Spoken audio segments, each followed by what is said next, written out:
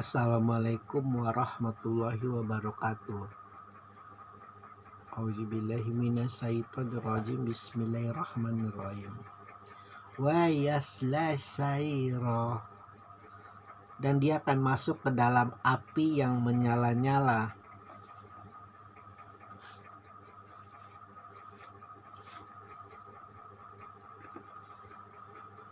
Al-Quran kalau dianalogikan itu seperti orang yang mendapat peringatan di dalam sebuah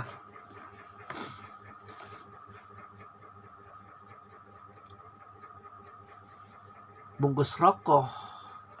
Merokok dapat menyebabkan kanker dan lain-lain. Sama kalau kita baca Al-Quran juga. Kekufuran, kejaliman, penindasan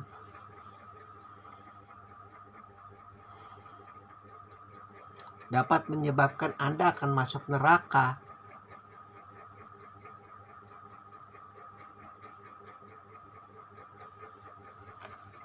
Selalu Allah katakan seperti itu. Ajabnya memang sekali lagi tidak bisa dibohongi bahwa siksanya itu memang lebih keras kepada kaum kafir yang menjalimi umatnya Muhammad. Sekali lagi ya,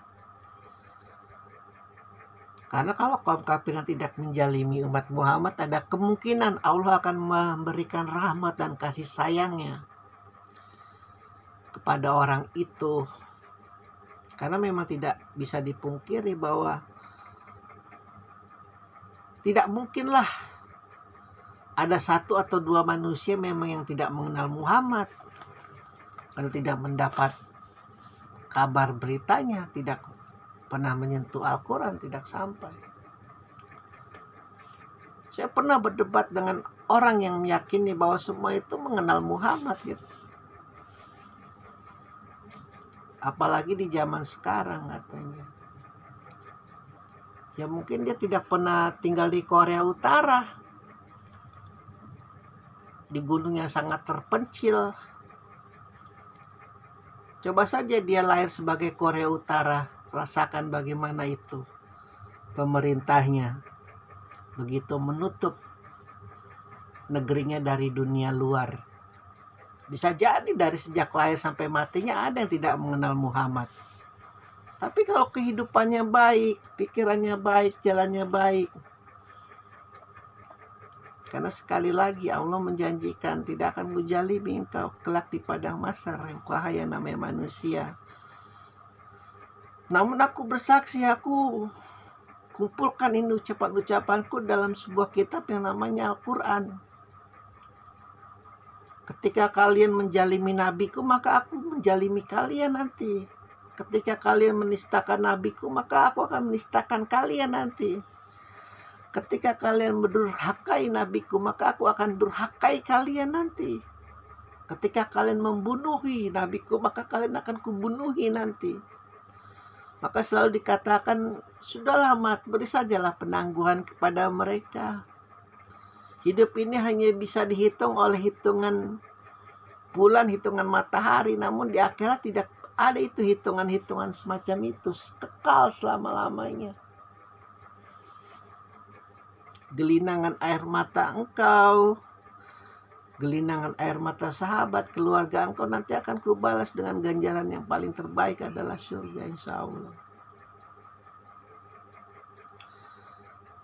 Sekali lagi bahwa ayat ini bukan untuk seluruh kaum kafir ya. Karena semakin kesini semakin lama-lama kok umatnya Muhammad ini jadi seperti umatnya Zionis.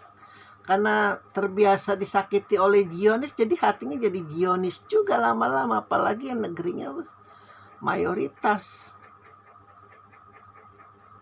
merasa dirinya nomor satu, merasa dirinya berhak harus dihormati, dimuliakan. Kalau memang layak ya nggak perlu ada kata keharusan. Yang namanya manusia kalau memang layak untuk dihormati, kalau memang layak dimuliakan, pasti kemuliaan dan kehormatan itu akan datang dengan sendirinya. Nggak perlu menodongkan senjata di belakang punggung, nggak perlu menodongkan senjata di atas kepala agar kita mendapatkan kehormatan dan kemuliaan orang lain, apalagi sampai membunuhi manusia. Tidak perlu.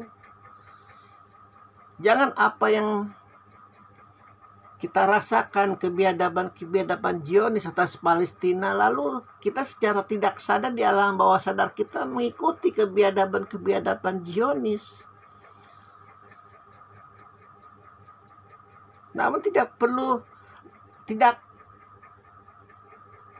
Namun seharusnya memang hal itu tidak bisa dipungkiri, bahwa Yahudi sebrengsek apapun jelas musuhnya. Aku memusuhi Islam jelas dari titik darah penghabisan dari A sampai Z. Tidak peduli aku percaya Tauratku, aku percaya mazhabku. Jangan sekali kita melihat umat Yahudi saling bunuh-membunuh antar mereka. Karena bukan mustahil pula sebenarnya di dalam diri mereka pun ada mazhab-mazhab yang saling berbeda pendapat. Kan yang ironis ini kan sudah kita di alam bawah sadar mengikuti kelakuan Zionis terkadang, terus kita menjalimi saudara kita sendiri, memusuhi saudara kita sendiri, menistakan saudara kita sendiri, mengkafirkan saudara kita sendiri, menyesatkan saudara kita sendiri.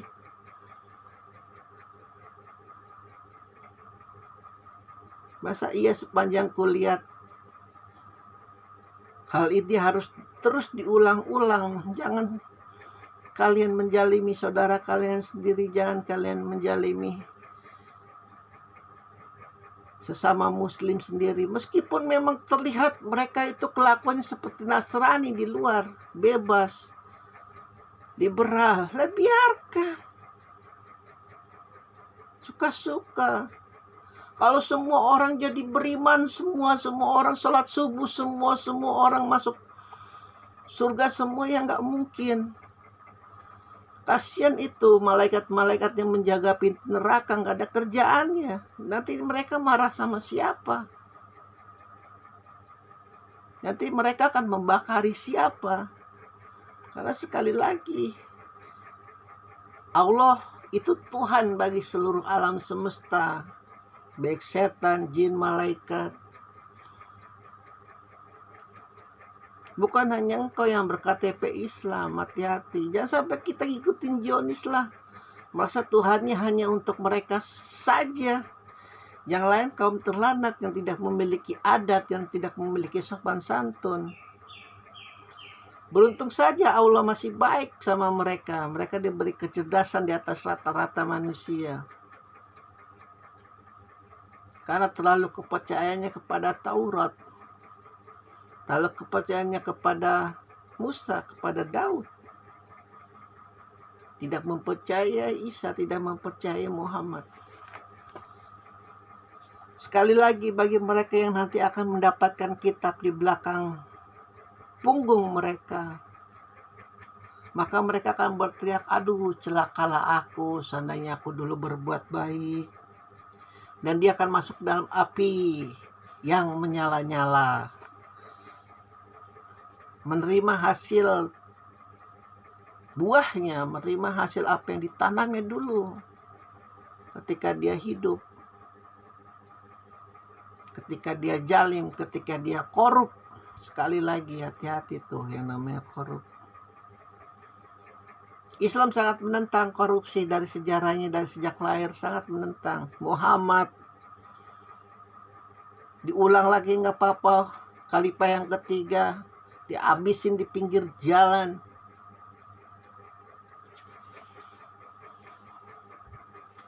Kalau tidak percaya, tanyalah guru-guru agama kalian yang lebih paham. Mungkin mulut yang kotor ini, mungkin mulut yang hina ini tidak kalian percayai bahwa Islam sangat menentang yang namanya korupsi. Jadi hati-hati Anda berjenggot, Anda berpakaian putih, Anda berpartai Islam, tapi sangat mencintai orang-orang yang gemar korupsi, sangat menghormati orang-orang yang gemar korupsi. Hati-hati, siapa tahu Anda nanti dapat kitab di belakang. Hati-hati. Alhamdulillahirabbil alamin.